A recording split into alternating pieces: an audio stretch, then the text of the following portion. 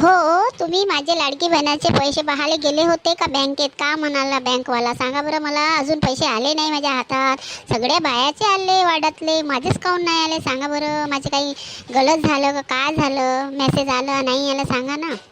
गेलो होतं ते म्हणे कतारमध्ये आहे म्हणून मी वापस आलो. अजून जाऊन पाहेन. काय टेन्शन घेऊन राहिली तू?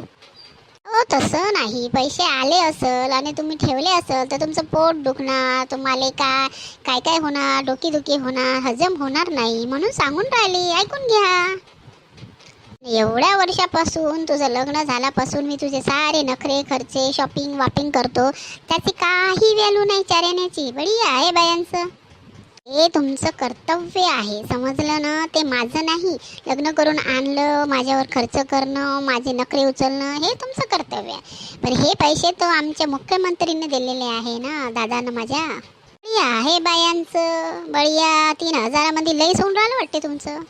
हो का नाही हो, ते आमचं हक्क आहे, आम्हाला भेटलं पाहिजे. समजलं ना? पैसे आणून द्या. हो बाई, तुझे पैसे घे. मला नाही पाहिजे, तुझे पैसे घे. आता कसं? कसे देऊन राहिले? खोटं बोलून राहिले होते माझ्यासोबत, हा ना? बढिया आहे तुमचं.